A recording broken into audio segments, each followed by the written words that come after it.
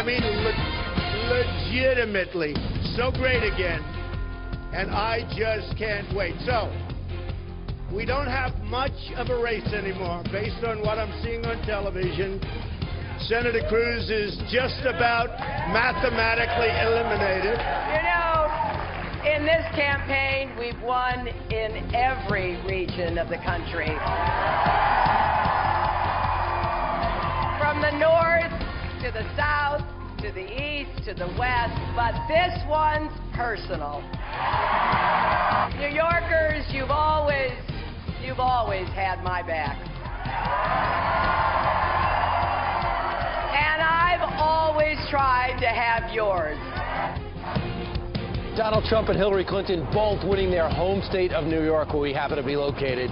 Is a general election face-off now inevitable, no longer hypothetical? Let's ask our esteemed panel, and I'm not kidding. We got Miami Beach mayor and self-made success story. Phil Levine is right here with us.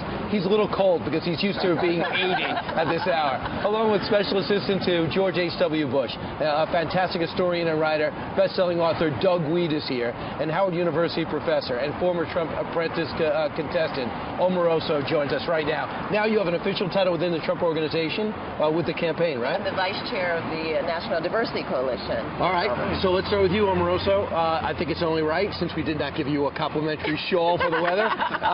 Is this inevitable? Is there a sense within the campaign last night at Trump Tower there were eyes on Hillary Clinton?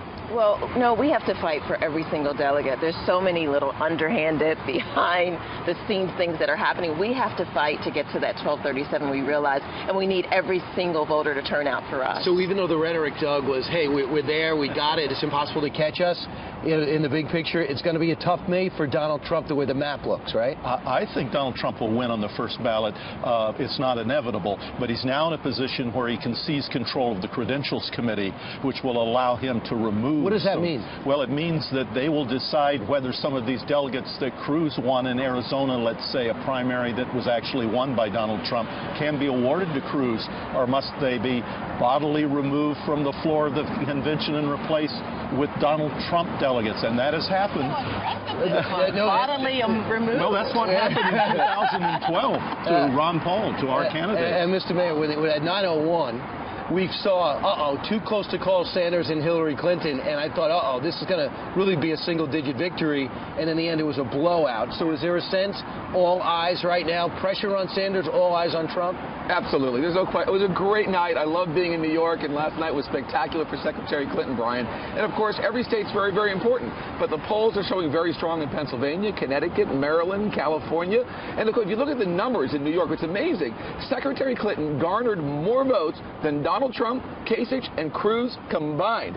Matter of fact, Senator Sanders actually got 50% more votes than trash-talking Trump. Well, how about that? You mean the formerly the formerly trash-talking Trump. Last night it was Senator Cruz and Governor Kasich. I don't know what you're talking about. It's going to be Madam Secretary, and then, of course, Madam President in the future. All right. I didn't know he was this pumped up this early. So rowdy. It's unbelievable. Hey, last night, though, was very significant. I think Sean Hannity's done an incredible job trying to be fair and balanced with a bunch of guys that he's known for a while, including Corey Fiorina, and interviewing them, giving them a shot at telling their platform. But yesterday, the things kind of went off the rails with Ted Cruz. I want to get your reaction. They were talking about a contested convention. Listen. Most people would like to know how this works, and I really am asking you, it's more than a process question. It's an integrity of the election question, and everybody's asking me this question, so I'm giving you an opportunity to explain it. Sean, the only people asking this question are the hardcore Donald Trump supporters. Why do you do this every single time? No, you got to stop. Every time I have you on the air and I ask a legitimate question, you try to throw this in my face. I'm getting sick of it. I've had you on more than any other candidate on radio and TV. So if I ask you, Senator, a legitimate question to explain to the audience, why don't you just answer it? Sean, can I answer your question without being interrupted? Go ahead. And that's April 19th, but that was yesterday. I don't know how, because we got the wind blowing here, but essentially he was accusing Sean Hannity of being a Trump guy when he was just saying a contested convention right now without their perception, Omarosa, of somebody taking it away rather than earning it. But we're seeing so many things happen, and you know, people are saying, oh, you're whining, you're complaining, and you're not. The truth of the matter is, there have been things that have happened, rules have changed, people have shifted, and so we have to be very aware of these things happening, because otherwise they'll try to steal this away from us, and that's the truth. Is that going to be the truth, knowing that Tuesday, 5 states in which Donald Trump will do quite well? Is momentum starting to go his direction, Doug, with the sentiment?